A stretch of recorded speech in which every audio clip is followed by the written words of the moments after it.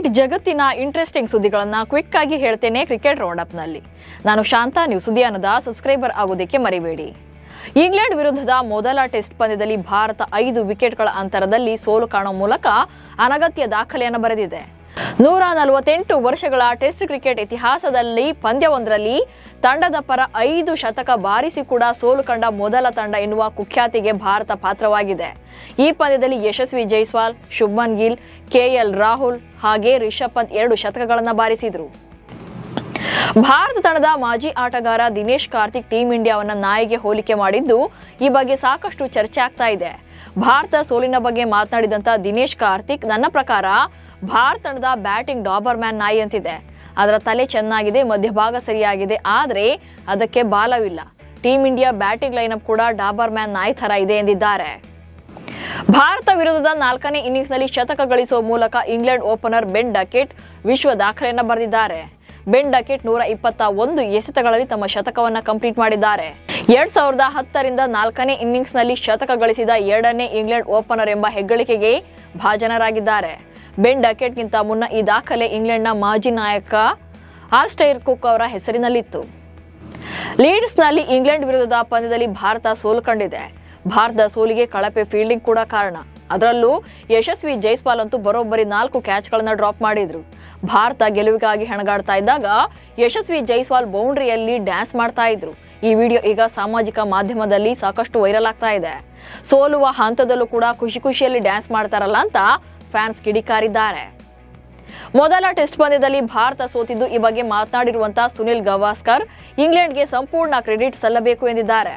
ಭಾರತ 5 ಶತಕಗಳನ್ನು ಹೊಂದಿದ್ರು ಕೂಡ ಅವರು ಈ ಆತ್ಮವಿಶ್ವಾಸವನ್ನ ಹೊಂದಿದ್ರು. ಭಾರತ ಅವಕಾಶವನ್ನ ಕೈಚೆಲ್ಲಿತು. ಸಮಸ್ಯೆಗಳು ಕೈಬಿಟ್ಟ ಕ್ಯಾಚ್ಗಳಿಗೆ ಸೀಮಿತವಾಗಿಲ್ಲ. ಔಟ್ಫೀಲ್ಡ್ ಕೂಡ ಸಾಮಾನ್ಯವಾಗಿತ್ತು. ಫೀಲ್ಡಿಂಗ್ ಸಹ ಗುಣಮಟ್ಟಕ್ಕಿಂತ ಕೆಳಗಿತ್ತು. ಫೀಲ್ಡಿಂಗ್ ಟೆಸ್ಟ್ ಮಟ್ಟದಲ್ಲಿ ನಿರೀಕ್ಷಿಸಿದ ಉನ್ನತ ಗುಣಮಟ್ಟವನ್ನ ಹೊಂದಿರಲಿಲ್ಲ ಎಂದಿದ್ದಾರೆ.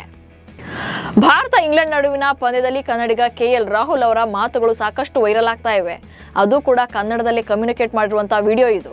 ಕೊನೆಯ ದಿನದಾಟದಲ್ಲಿ ಕೆಎಲ್ ರಾಹುಲ್ ಅವರು ಪ್ರಸಿದ್ಧ ಕೃಷ್ಣ ಅವರ ಜೊತೆ ಕನ್ನಡದಲ್ಲಿ ಮಾತನಾಡಿದ್ದಾರೆ.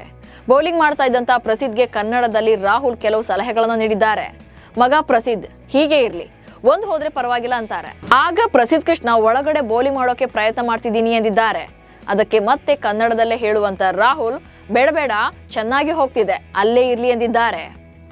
T20 ಕ್ರಿಕೆಟ್ನಲ್ಲಿ ಕೀರನ್ ಪೊಲಾರ್ಡ್ ಹೊಸ ವಿಶ್ವ ದಾಖಲೆ ಬರೆದಿದ್ದಾರೆ. ಡಲ್ಲಾಸ್ನಲ್ಲಿ ನಡೆದ ಮೇಜರ್ ಲೀಗ್ ಕ್ರಿಕೆಟ್ ಟೂರ್ನಿಯ 14ನೇ ಪಂದ್ಯದಲ್ಲಿ ಕಣಕ್ಕಿಳಿಯುವ ಮೂಲಕ ಪೊಲಾರ್ಡ್ ವಿಶೇಷ ಸಾಧನೆ ಮಾಡಿದ್ದಾರೆ. T20 ಕ್ರಿಕೆಟ್ನಲ್ಲಿ 700 ಪಂದ್ಯಗಳನ್ನಾಡಿದ ವಿಶ್ವದ ಮೊದಲ ಆಟಗಾರ ಎನಿಸಿಕೊಂಡಿದ್ದಾರೆ. ವಿಶೇಷ ಅಂದ್ರೆ ಪೊಲಾರ್ಡ್ ಅವರನ್ನ ಹೊರತುಪಡಿಸಿದ್ರೆ ಯಾವುದೇ ಆಟಗಾರ T20 ಕ್ರಿಕೆಟ್ನಲ್ಲಿ 600 ಪಂದ್ಯಗಳನ್ನು ಕೂಡ ಆಡಿಲ್ಲ. ಇಂಗ್ಲೆಂಡ್ನಲ್ಲಿ ನಡೀತಾ ಇರುವಂತಹ ಕೌಂಟಿ ಚಾಂಪಿಯನ್ಶಿಪ್ನಲ್ಲಿ ಇಂಡಿಯಾ ಬ್ಯಾಟ್ಸ್ಮನ್ ತಿಲಕ್ ವರ್ಮಾ ಶತಕ ಬಾರಿಸಿದ್ದಾರೆ. ಹ್ಯಾಂಪ್ಶೈರ್ ತಂಡದ ಪರ ಕಣಕ್ಕಿಳಿದಿರುವಂತಹ ತಿಲಕ್ ವರ್ಮಾ ಚೊಚ್ಚಲ ಪಂದ್ಯದಲ್ಲಿ ಸೆಂಚುರಿ ಸಿಡಿಸಿದ್ದಾರೆ. 11 ಬೌಂಡ್ರಿಗಳು ಮತ್ತು 3 ಸಿಕ್ಸರ್ಗಳನ್ನು ಬಾರಿಸುವ ಮೂಲಕ ಇಂಗ್ಲೆಂಡ್ ನೆಲದಲ್ಲಿ ಶತಕದ ಇನ್ನಿಂಗ್ಸ್ ಆಡಿದ್ರು. ಕ್ರಿಕೆಟರ್ ರಿಂಕು ಸಿಂಗ್ ಮತ್ತು ಸಮಾಜವಾದಿ ಪಕ್ಷದ ಯುವ ಸಂಸದೆ ಪ್ರಿಯಾ ಸರೋಜ್ ಅವರ ಮದುವೆ ಕಾರ್ಯಕ್ರಮ ಪೋಸ್ಟ್ಪೋನ್ ಆಗಿದೆ. ನವೆಂಬರ್ 18ರಂದು ಮದುವೆ ನಿಗದಿಯಾಗಿತ್ತು. ಮುಂದಿನ ವರ್ಷ ಫೆಬ್ರವರಿಯಲ್ಲಿ ಮದುವೆ ನಡೆಯುವ ಸಾಧ್ಯತೆ ಇದೆ. ರಿಂಕು ಸಿಂಗ್ ಅವರ ಬಿಡುವಿಲ್ಲದ ಕ್ರಿಕೆಟ್ ವೇಳಾಪಟ್ಟಿಯಿಂದಾಗಿ ಮದುವೆಯನ್ನ ಮುಂದೂಡಲು ಕಾರಣ ಎನ್ನಲಾಗ್ತಿದೆ. ನಟಿ ಇಶಾ ಗುಪ್ತಾ ಮತ್ತು ಕ್ರಿಕೆಟರ್ ಹಾರ್ದಿಕ್ ಪಾಂಡ್ಯ ಅವರ ಮಧ್ಯೆ ಡೇಟಿಂಗ್ ನಡೀತಾ ಇದೆ ಅನ್ನುವಂತ ವದಂತಿಯನ್ನ ಇಶಾ ನಿರಾಕರಿಸಿದ್ದಾರೆ. 2 ತಿಂಗಳ ಕಾಲ ಮಾತನಾಡಿದ್ರು ಕೂಡ ಡೇಟಿಂಗ್ ಮಾಡ್ತಿರ್ಲಿಲ್ಲ, ಹಾಗೆ ನಮ್ಮ ಮಧ್ಯೆ ಅಂಥದ್ದೇನು ನಡೆದಿಲ್ಲ ಎಂದಿದ್ದಾರೆ. ಇಶಾ ಗುಪ್ತಾ ಹಾಗೆ ಹಾರ್ದಿಕ್ ಪಾಂಡ್ಯ ಪಾರ್ಟಿ ಒಂದರಲ್ಲಿ ಭೇಟಿಯಾಗಿದ್ರು. ಈ ವೇಳೆ ಇಬ್ಬರ ಮಧ್ಯೆ ಪರಿಚಯ ಶುರುವಾಗಿತ್ತು. ಆದರೆ ಇವರ ಸ್ನೇಹ ಹೆಚ್ಚು ದಿನ ಉಳಿದಿರಲಿಲ್ಲ. ಇವಿಷ್ಟು ಇವತ್ತಿನ ಕ್ರಿಕೆಟ್ ರೌಂಡ್ ಅಪ್ ಸುದ್ದಿಗಳು. ನಮಸ್ಕಾರ.